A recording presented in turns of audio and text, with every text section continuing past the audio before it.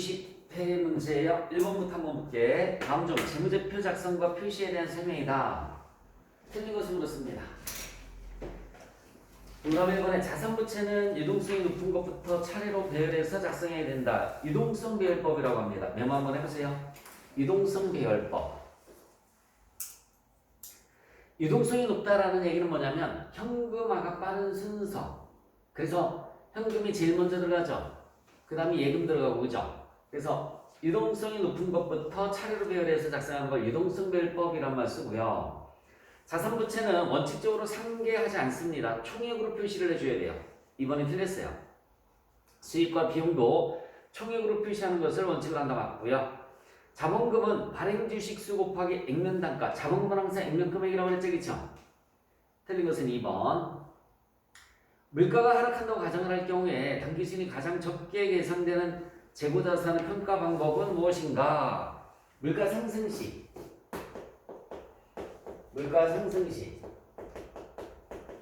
이익이 큰 순서. 물가가 상승할 때 이익이 제일 큰 거 여기 봐요. 시읒. 다음이 뭐지? 이응. 시읒, 이응, 지읒은 없고 치읒, 히읗. 순서예요. 선입선출법이 제일 크고요. 이동평균법, 총평균법, 후입선출법이 제일 작습니다.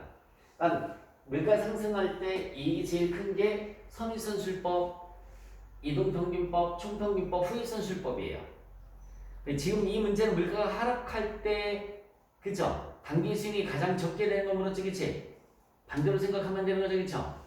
얘가 이익이 제일 크고 얘가 이익이 제일 작은 거니까 물가가 하락할 때는 반대로 얘가 이익이 제일 작고 얘가 이익이 제일 크겠죠, 그쵸? 선입선출법이에요. 2번은 물가가 하락한다고 가정한다라고 그랬으니까 저거 칠판에 있는 걸 반대로 생각을 해주시면 됩니다. 3번 유형자산의 취득원가를 볼 수 없는 항목을 물었어요. 자, 동그라미 1번 취득과 관련된 취득세 포함하죠? 자본화 대상 금융비용 이것도 포함하는 거죠. 자본화 대상 금융비용이 뭐라고 그랬냐면 여기 봐요. 자본화 대상 금융비용이 건물을 신축할 때 은행에서 대출을 받아요. 은행에서 대출을 받으면 은행에 뭘 줘야 되느냐면 이자를 지급을 해줘야 되는데 이 건물을 신축하는 기간이 1년 이내면 이자 비용으로 분결합니다. 이자 비용 대신에 현금. 건물을 신축하는 기간이 1년 이내면 저 은행에 지급되는 이자는 이자 비용으로 분결을 해줘요. 근데 1년을 초과하면 이자 비용으로 분결하는 것이 아니라 건설 중인 자산 이렇게 분결한단 말이에요. 건설 중인 자산 대신에 현금. 자, 요 이자 비용을 갖다 우리가 뭐라고 하냐면 금융비용이라고 하고요. 이자 비용을 금융비용이라는 말로 쓰고요. 이자 비용을 건설 중인 자산 처리했지, 그치? 자산 처리하는 것을 뭐라고 하냐면 자본화한다라는 말을 쓰는 거야. 자본화한다. 그래서 금융비용의 자본화라는 표현을 씁니다. 금융비용의 자본화. 동그라미 이번에 자본화 대상 금융비용 이렇게 나와있죠, 그쵸? 그 자본화 대상 금융비용의 뜻이 이자 비용을 건설 중인 자산으로 분결을 해야 되는 항목을 뜻하는 거예요. 그래서 건물을 신축하는데 기간이 1년을 초과하면 건설 중인 자산으로 분결을 하게 되는데 이자 비용이 아니라 그래서 이걸 우리가 금융비용의 자본화라는 표현을 씁니다.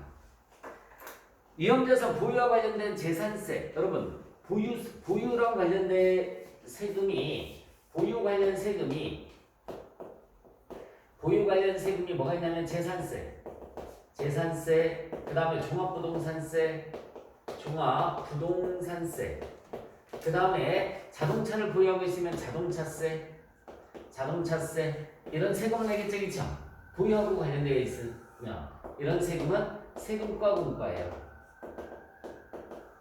세금과 공과로 처리가 됩니다. 답은 3번이네요. 위험자산 설계와 관련된 설계비니까 역시 마찬가지 취득원가로 들어가고요. 그래서 똑같은 세금이지만 취득세는 취득원가에 들어가고 그 다음에 보유 관련된 재산세나 뭐 이런 것들은 세금과 공과로 처리가 됩니다. 분개할 때도 마찬가지야. 여기 봐요. 분개할 때도 재산세, 종합부동산세, 자동차세와 같은 보유 관련 세금은 세금과 공과로 분개를 한다. 4번 문제를 한번 봅시다. 사채를 1월 1일에 발행을 하였다 라고 나와 있어요. 1월 1일부터 분개를 한번 해볼게요. 자, 1월 1일에 자금의 현금 발행가액이 얼마? 92,669원 92,669원 대신에 사채는 액면금액으로 따져주면 되는 겁니다. 액면금액으로 10만원 10만원 여기 얼마 차이 나죠? 7,331원 차이 나네요. 이걸 우리는 뭐라고 하냐면 사채 할인 발행 차금이라는 말을 쓰는 거예요. 이거를 사채 할인 발행 차금 할인 발행입니다. 할인 발행. 동그라미 1번에 봤더니 이 장부가액은 액면가액보다 작다. 당연한 거예요. 여기 봐요. 얘가 액면가액이고 얘가 장부가액이죠. 얘가 액면가액이고 얘가 장부가액입니다. 현금으로 지급된 이자는 8%이다. 액면이자율이 8%라는 얘기입니다. 액면이자율이 8%. 여기 잠깐만 이거 한번 볼래요? 12월 31일에 요거 여기다 치우고서 잘 봐요. 요것도 분계시험에서 많이 나옵니다. 차변의 이자 비용 대변의 현금 그리고 차변에 있는 4차 할인 발행 차금이 대변에 가서 없어지면 된다고 그랬어요. 대변에 4차 할인 발행 차금 이거 금액 결정 어떻게 하나 잘 볼래? 잘 봐요. 1월 1일 발행 시의 분계입니다. 차변의 현금 대변의 사채 차변에 부족하니까 4차 할인 발행 차금이에요. 이것도 일반 전피 시험 문제 나왔던 거니까 잘 기억해 주시면 되고요. 12월 30일 분기입니다. 차분의 이자 비용 대분의 현금 4차 할인 받은 차금인데 요 현금은 요 액면금액 곱하기 액면이자율을 내주시면 돼요. 액면이자율. 자 거기 여러분들 액면이자율이 8%라고 나와있죠. 그렇죠? 8%. 그럼 10만원에 8%면 얘는 8,000원 이렇게 나갑니다. 얘는 8,000원이 나가요. 차변의 이자 비용은 요 현금 결정한 거고요. 차변의 이자 비용은 차변의 이게 발행가액이에요. 이게 액면이고요. 액면가액이고 얘가 발행가액이에요. 발행가액, 액면가액. 그러니까 액면가액 곱하기 액면이자율이라면 현금으로 지급되는 게 나오는 거고요. 발행가액 곱하기 시장이자율, 다른 말로 유효이자율 곱해주시면 돼요. 거기 유효이자율이 10%라고 나와있죠? 10% 곱해주시면 돼요. 10%. 그러면 이자 비용은 볼래요? 그 이자 비용은 차변의 이자 비용은 9,266원이 나옵니다. 차변의 이자 비용은 9,266원. 그래서 차변의 이자 비용에서 대변의 현금을 빼주시면은 나머지가 4차 할인 발행 차금이 되는 거예요. 1,266원. 1,266원. 이게 12월 31일 분기입니다. 한 번만 더 가볼까요? 그러면 12월 31일에 분기 어떻게 하느냐면 자 분기 틀은 똑같아요. 차변의 이자 비용 대변의 현금 사채 할인 발행 차금 분기 틀은 똑같습니다. 그리고 현금으로 지급되는 금액은 매년 똑같아요. 8,000원. 여기 봐요. 현금으로 지급되는 금액은 매년 8,000원이 똑같은데 이자 비용의 금액이 달라지는 거예요. 자, 처음에는 92,669원 곱하기 10% 해서 9,266원 나왔죠, 그쵸? 두 번째 연도에는 제가 이게 하나 제가 예전에 버스비 갖고 설명을 했었단 말이에요. 3년 뒤에 버스비가 10만원. 잠깐만 여기 봐요. 3년 뒤에 버스비가 10만원. 지금 현재 버스비가 92,669원. 92,669원. 버스비 개념으로 설명을 했었단 말이야. 그리고 이때 버스비는 얼마냐? 이때 버스비는 이걸 우리가 사채 장부가액이라고 그래요. 이때 버스비는 얼마냐면 이거 상가액을 더해주시면 돼요. 사채 할인 발행 차금 상가액 1,266원. 1,266원 이렇게 이걸 더해주시면 되는 겁니다. 사채 할인 발행 차금 상가액 더해볼래요? 영광아 92,669원 플러스 1,266원 한번 해봐. 92,669원 플러스 1,266원 얼마 나올까?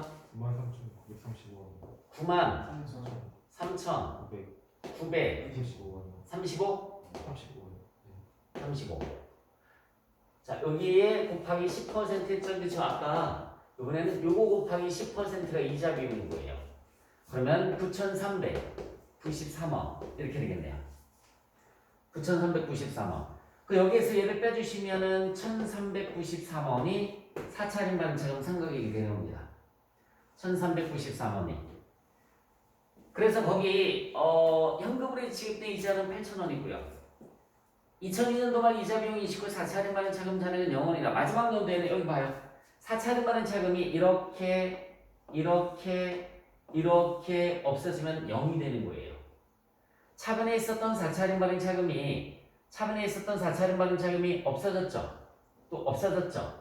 마지막에도 없어지면 0이 되는 겁니다.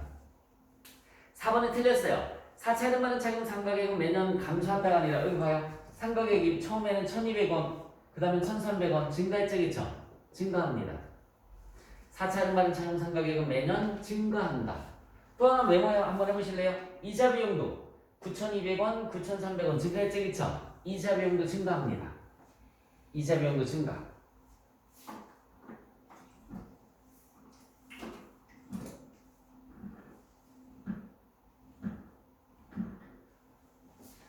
다시 한번 이쪽에다 써서 설명해 줄 테니까 잘 봐요. 사채 문제 어려우니까. 발행시부터 다시 한번 써서 설명을 해줄 테니까 봅시다.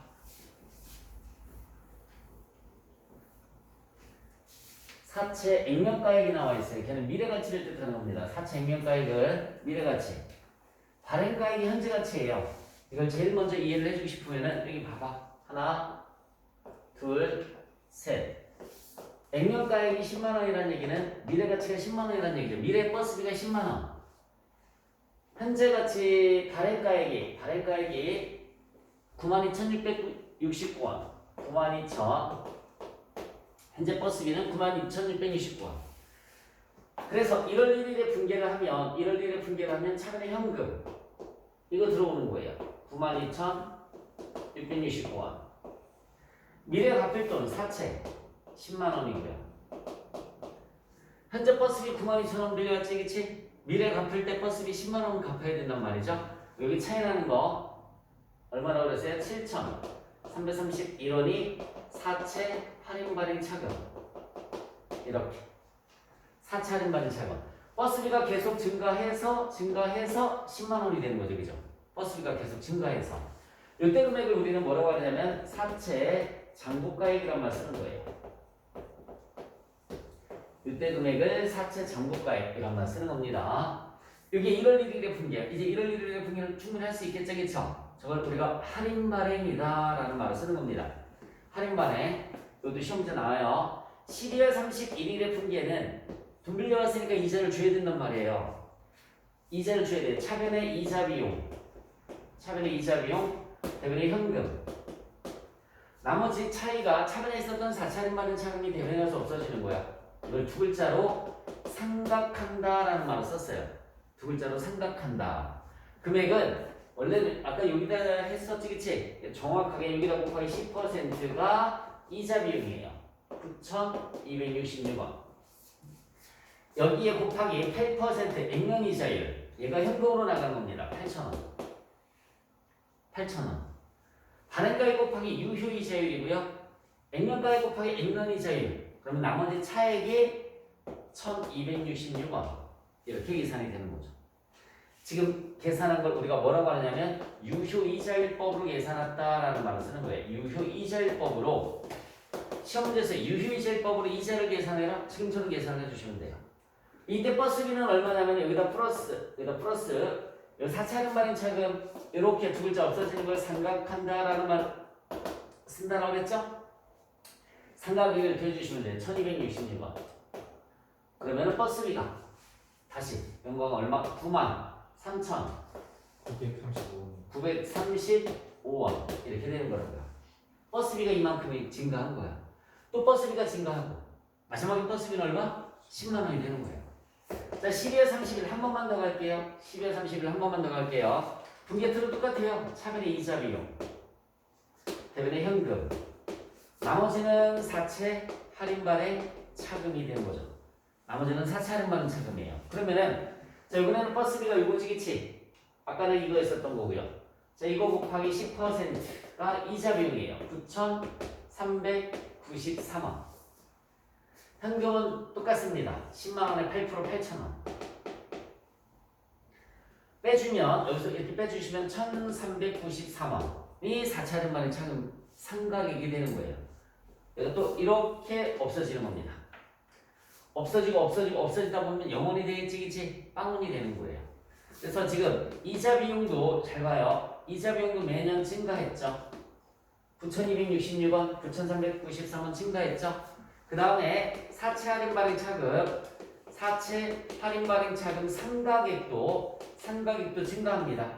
여기 봐요. 1,266원, 1,393원 증가하죠, 그죠?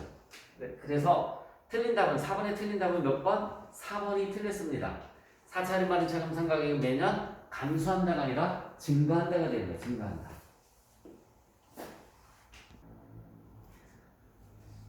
5번 재화의 판매로 인한 수익 인식 조건에 대한 설명이다. 옳지 않은 것을 물었습니다. 수익 인식 조건이라는 것은 매출로 인식을 어떻게 할 거냐? 수익 금액을 신뢰성 있게 측정할 수 있어야 되고요. 경제적 효익의 유입 가능성이 매우 높아야 되겠죠? 재화의 소유에 따른 유의적인 위험과 보상이 구매자에게 있어야 되겠죠, 그렇죠? 판매한 사람은 모든 게 다 끝난 거잖아, 그지? 판매한 사람 입장에서 봤을 때는 위험과 보상이 다 구매자한테 이전이 돼야 되는 거잖아, 그죠? 판매자에게 팔았는데도 판매자한테 주는 건 파는 게 아니잖아. 3번에 틀렸어요. 거래와 관련해서 발생했거나 발생할 원가를 신뢰성 있게 측정할 수 있어야 됩니다. 5번에 틀린 것은 3번 판매자가 아니라 구매자에게 있어야 되는 거예요. 재고자산에 대한 자료이다. 원가 문제네. 6번부터는 매출원가는 얼마인가? 라고 물었습니다. 여러분들 T자 계정 그래서 제공품 계정 한번 그려볼까요? 제공품 계정 차변에 기초제공품 밑에 직접 재료비 밑에 직접 노무비 밑에 제조 간접비가 들어가겠죠. 그리고 대변에 제품 제조원가 밑에는 기말제공품이 들어갑니다. 대입 한번 해볼까요? 기초제공품이 50만원, 기말제공품이 200만원이죠. 여기 50만원, 200만원. 단기총 제조가는 1,050만원이다. 여러분, 단기총 제조가는 이거 세 개 더해준 걸 뜻하는 거예요. 1,050만원. 는 하면 1,100. 여기도 얼마가 나와야 되죠? 1,100. 기말제공품이 200만원 나와있죠, 그쵸? 그러니까 제품 제조원가는 900이 됩니다. 제품 제조원가는 900. 여기다가 플러스 기초제품 마이너스 기말제품은 이거 매출원가가 되겠죠? 매출원가. 기초제품은 100만원 나와있죠? 기말제품이 200만원 나와있습니다. 100만원 마이너스 200. 매출원가는 800. 3번이 답이에요.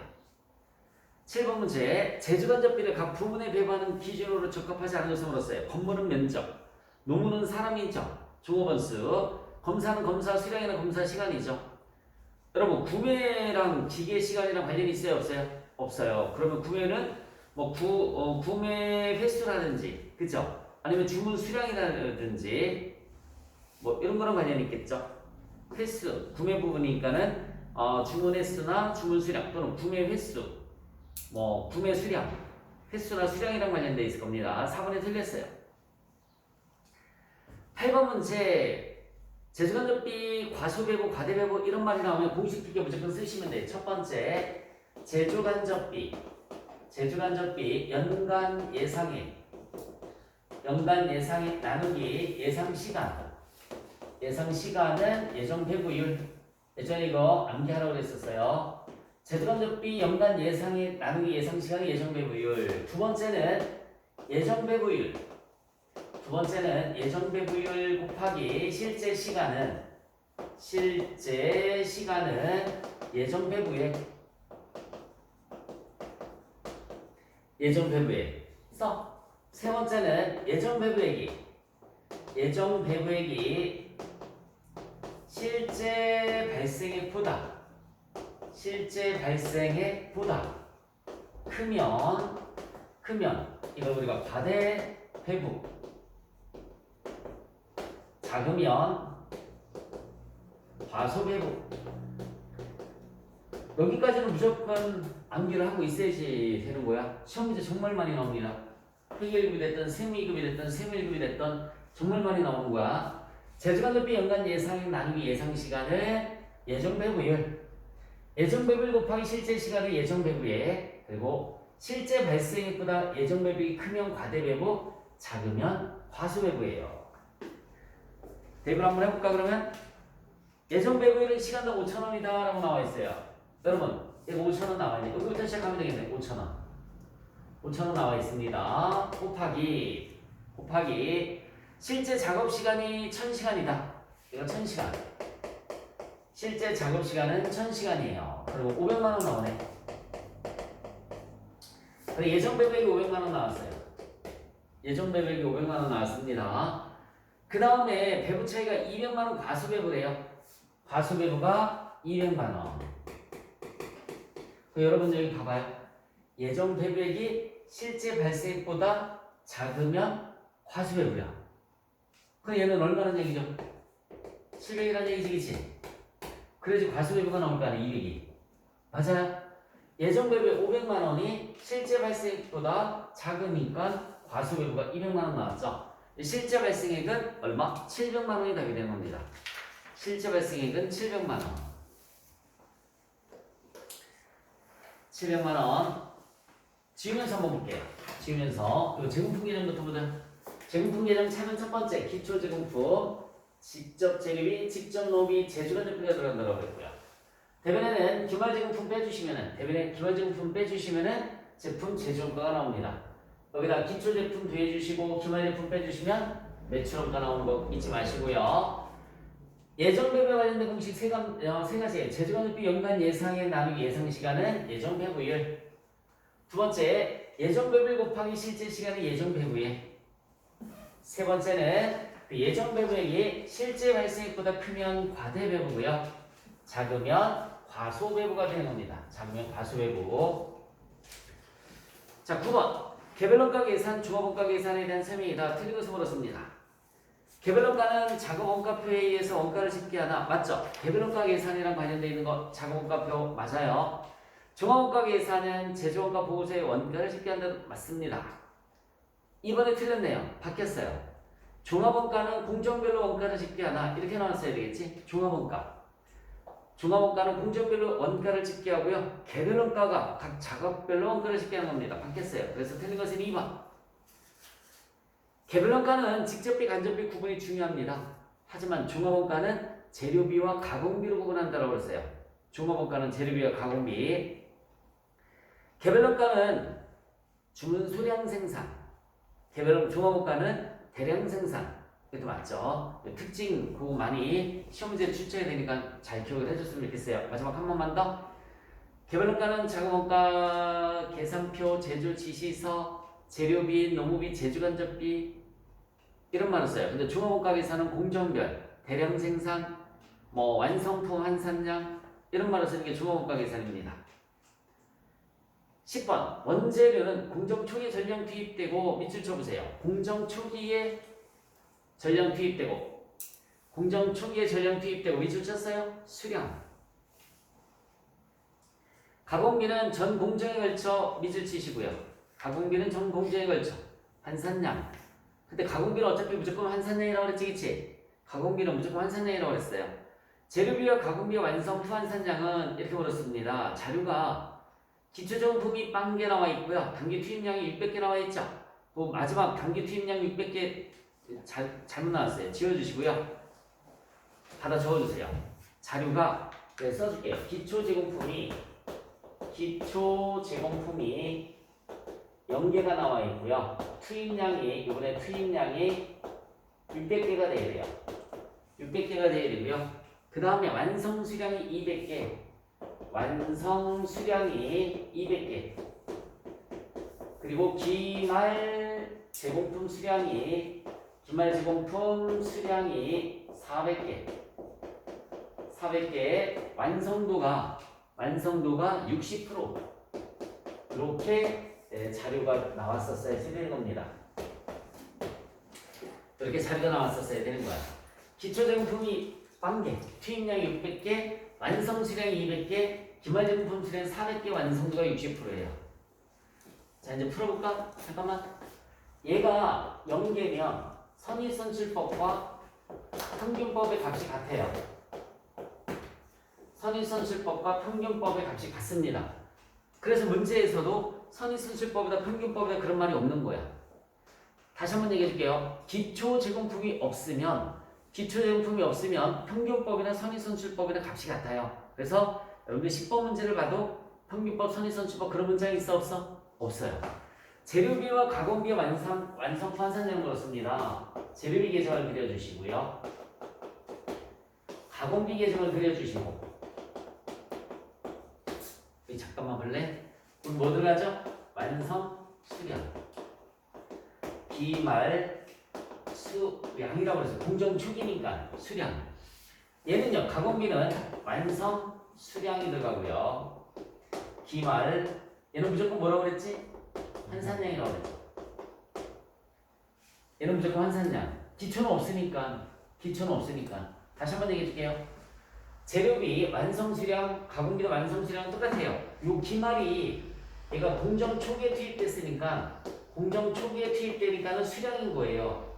얘는 공정 전반에 걸쳐 투입되니까 얘는 무조건 환산량이라고 그래요. 자, 완성수량 200개 들어갑니다. 여기 200개, 여기 200개. 기말 수량이 400개 들어갑니다. 여기는 수량으로 400개. 완성도가 60%죠? 사료는 24, 240개. 그쵸? 그럼 이거 두 개 더해주시면은 600개가 나오고요. 얘 두 개 더해주시면은 440개가 나옵니다. 완성도 환산량 재료비가 600개, 가공비가 440개. 그러니까 답은 1번이 답이 되겠죠? 10번의 답은 1번입니다. 다시 한번 기초제품이 없으면 평균법이나 선의선출법의 값이 똑같다. 그래서 문제에서도 평균법, 선의선출법 제시가 안 된 거예요. 공정 초기에 투입된다고 그랬으니까 수량, 가공비는 무조건 환산량으로 집어넣고 계산을 해주시면 됩니다. 11번. 자, 부가가치세 문제입니다. 다음 중 부가가치세법상 영세율과 면세 제도에 관한 설명이 다 옳지 않은 것을 물었습니다. 면세 사업자가 영세율을 적용받기 위해서는 면세를 포기를 해줘야 되고요. 한번 면세를 포기하면 3년간 면세 적용을 받지 못합니다. 1번이랑 4번은 맞는 거예요. 면세 사업자가 영세율을 적용받기 위해서는 면세를 포기해야 되며 한번 면세를 포기하면 3년간은 면세 적용을 받지 못해요. 국내 거래도 영세율 적용 대상이 될 수 있다. 제가 부산이랑 청주에 가덕만 거래 갖고 설명했었던 거 기억나죠? 영세율 적용 받을 수 있어요. 영세율이 완전 면세고요. 면세는 부분 면세입니다. 면세는 부분 면세 제도. 다시 한번. 면세는 부분 면세예요. 부분 면세. 영세율은 완전 면세라고 합니다. 영세율 완전 면세. 3번이 틀렸어요. 잠깐만. 내가 무슨 사업자야? 면세 사업자지. 너네 나한테 수강료 낼 때 부가세 냈니 안 냈니? 안 냈지, 그치? 면제됐단 말이야. 그치? 근데 나는 정규금 낼 때 부가세 낼까 안 낼까? 내지. 저거 환급 받아 못 받아? 그러니까는 너네는 면제됐지만 나는 면제가 안 됐지, 그치? 그래서 부분 면세가 되는 거야. 한 번만 더 얘기해 줄게요. 나는 면세 사업자야. 너네가 수강료 낼 때 부가세가 있어 없어? 없어. 최종 소비자는 면제를 해줬어요. 근데 나는 정규금 낼 때 부가세 내잖아, 그치? 그리고 환급 받아 못 받아? 못 받아. 그러니까 부분 면세라고 하는 거야. 근데 영세율은 부가세 안 받아. 그리고 낸 것도 환급 받아요. 정규금 낼 때 부가세 낸 것도 환급 받아요. 그래서 완전히 면세가 되는 거예요. 그래서 완전 면세 제도라는 말을 쓰는 거예요. 완전 면세 제도. 자, 면세는 부분 면세 제도. 3번이 틀렸습니다. 12번. 사업자 등록에 대한 설명이다 가장 틀린 것을 물었어요. 사업자는 원칙적으로 사업장마다 사업 개시일로부터 20일 이내에 사업자 등록 신청해야 됩니다. 이거를 갖다 우리가 뭐라고 하냐면 사업장마다 밑줄 쳐봐요. 사업장마다. 사업자는 원칙적으로 사업장마다 밑줄 쳤어요. 사업장별 과세원칙 이런 말 써요. 사업장별 과세원칙. 사업장별 과세원칙. 사업장마다 다 사업자 등록을 해야 된단 말이죠. 사업장별 과세원칙. 맞아요. 20일 이내 사업자 등록 신청하는 것도 맞습니다. 신규 사업을 시작하려는 자는 사업 개시일 전에도 사업자 등록 당연히 할 수 있습니다. 이번에 틀렸어요. 신규로 사업을 개시하는 자는 사업 개시일 전에 사업자 등록할 수가 있습니다. 사업장이 2개 이상인 사업자는 사업자 단위로 해당 사업자의 본점 또는 주사무소, 본점에 밑줄 쳐봐요. 본점에 밑줄 쳤으면 법인, 주사무소에 밑줄 쳐봐요. 개인. 법인 사업자는 나 잠깐만 볼래? 법인 사업자는 본점 지점이란 말 쓰는 건데 나 같은 개인 사업자는 주사무소, 분사무소 이런 말 쓰는 거예요. 세법에서 다시 한번 얘기해 줄게요. 주식회사 법인이지. 법인은 본점 지점이란 말 써요. 근데 나는 개인 사업자지. 개인 사업자는 본지점이란 말 안 쓰고 세법에선 주사무소, 분사무소 이런 말 씁니다. 그래서 사업장이 2 이상인 사업자는 사업자 단위로 해당 사업자의 본점 또는 주사무소 관할 세무서장에게 등록 신청을 할 수가 있습니다. 사업자 단위로 등록 신청을 한 경우에는 원칙적으로 사업자 단위 과세 적용 사업장에 한 개의 등록번호가 부여된다. 이게 무슨 말이냐면 여러분 여기 잠깐만 청주가 있고요. 여기 서울이 있어요. 사업자 등록을 할 때 잘 들어. 사업자 등록을 할 때 여기도 사업자 등록하고 여기도 사업자 등록하는 거예요. 부가세 신고도 마찬가지. 부가세 신고도 여기도 하고 여기도 한다고요. 부가세 납부도 여기도 하고 여기도 한다고요. 정말 중요한 것은 직매장 반출에 대해서 직매장 반출. 우리 학원에서 저쪽 학원으로 책을 보냈어. 직매장 반출을 공급으로 봅니다. 물건 파는 걸로 봐요. 이게 무슨 말이냐면 우리 학원에 책이 있지 그치? 모든 책은 우리 학원으로 와요. 저쪽 학원은 필요할 때마다 가져간단 말이야. 저쪽 학원도 내 학원이잖아. 물건 파는 거야 안 파는 거야? 안 파는 거지. 근데 세무서에서는 파는 걸로 본다고요. 왜? 여기는 청주세무서, 저쪽은 동청주세무서 관할이야. 여기는 사업자 번호가 301, 저기는 317. 사업자 번호가 다르단 말이죠. 다 사업자 등록을 다 했으니까. 근데 나는 그냥 내 사업장에서 내 사업장으로 가져가는 것 뿐이지, 그치? 그런데도 불구하고 괜찮아. 나는 면세 사업자라 상관없어요. 내가 만약에 과세 사업자라면 물건 파는 걸로 다 봐서 세금 계산서도 끊어야 되고요. 돈도 주고받아야 돼요. 대금 수수도 해야 됩니다. 엄청 번거롭지, 그치? 이게 사업장별 과세 원칙이야. 사업장별 과세 원칙이라는 게 사업장별 과세 원칙인 거. 이게 사업자 등록 각각 다 해야 되고요. 부가세 신고도 각각 다 해야 되고요. 납부도 각각 다 해야 되고요. 내 딴에는 그냥 내 사업장에서 내 사업장으로 가져갔는데도 불구하고 재화의 공급으로 봅니다. 이게 간주공급에 속하는 거잖아. 근데 번거롭겠지? 내가 내 사업장으로 물건 가져갈 때 세금 계산서 끊고 돈도 주고받아야 돼. 내가 혼자 스스로 주고받아야 되는 거야. 그래서 이거 2개를 잘 봐. 이거 2개를 다 내 겁니다 라고 하는 걸 주사업장 총괄납부라고 그러는 거예요. 주사업장 총괄납부. 잘 봐.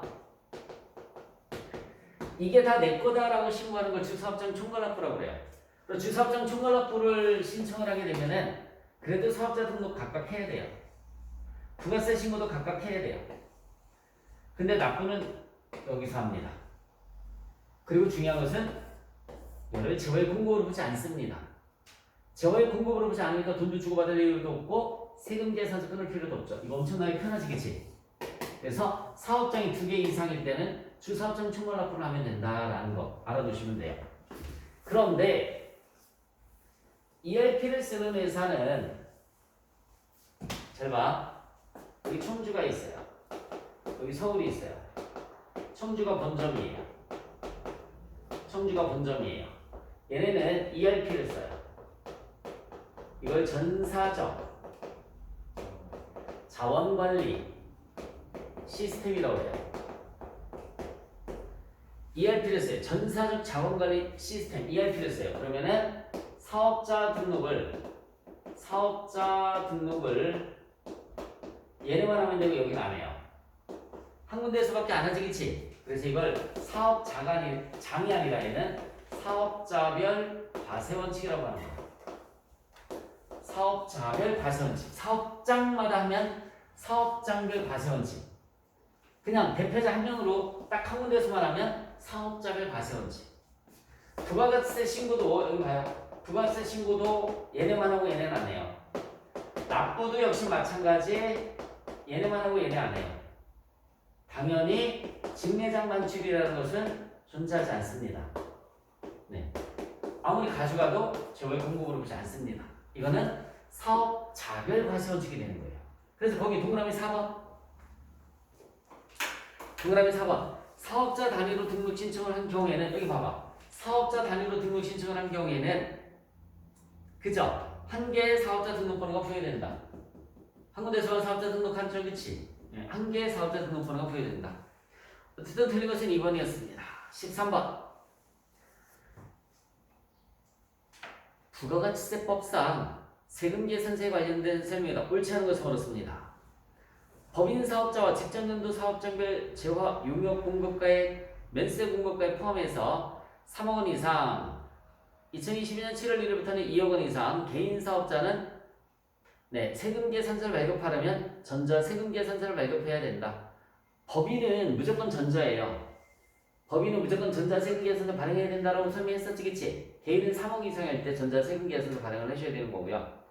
전자 세금 계산서 기재사항을 착오로 잘못 기재를 했을 때 수정 전자 세금 계산서를 발행할 수 있습니다. 전자세금계산서를 발급해야 하는 사업자가 아닌 사업자는 전자세금계산서를 발급할 수 없다.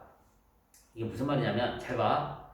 전자세금계산서를 발급해야 하는 사업자가 아닌 사업자. 그러니까 법인은 무조건 전자라고 그랬지. 개인 사업자 중에 3억 이상은 전자라고 그랬지. 맞잖아. 그럼 개인 사업자 중에 3억 미만은 전자세금계산서 발급 대상이 아니지, 그치? 무슨 말인지 가요? 그래도 발행해도 상관없어요. 종이를 발행하든 전자를 발행하든 상관없는 거야. 자, 다시 한번 여기 잠깐만 고개 들어봐요. 법인은 우리 배웠죠? 법인은 종이세금계산서 발급하면 가산세 물지, 그치? 1%. 무조건 전자를 발행을 해줘야 돼. 근데 개인은 전자를 발행을 해도 되고 종이를 발행을 해도 돼요. 다만 3억 이상은 무조건 뭐를 발행을 해야 된다고요? 전자를 발행을 해야 되는 거야. 3억 이하는 3억 미만은 전자를 발행하든 종이를 발행하든 상관이 없는 거예요. 그러니까 동그라미 3번에 틀렸죠. 전자세금계산서를 발급해야 되는 사업자가 아닌 사업자도 전자세금계산서를 발행할 수 있는 거죠.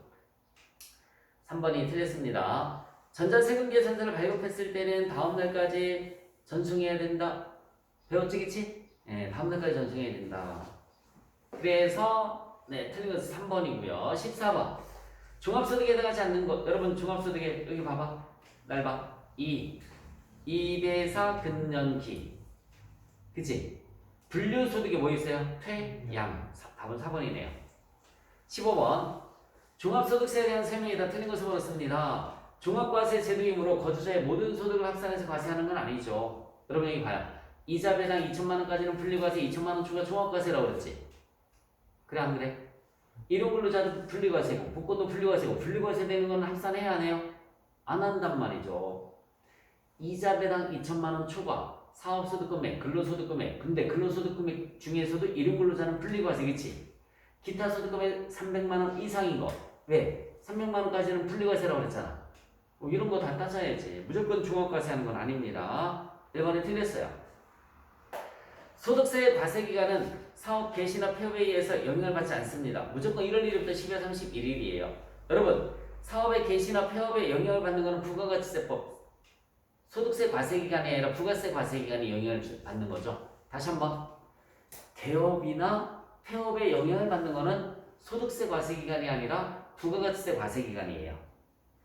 소득세는 열거주의 여기 봐요. 이배사 근년기 퇴양 쭉 열거하고 있죠. 열거주의 과세 방법. 납세지는 원칙적으로 어디라고 그랬습니까? 주소지라고 그랬어요. 틀린 것은 몇 번? 1번이 틀렸습니다.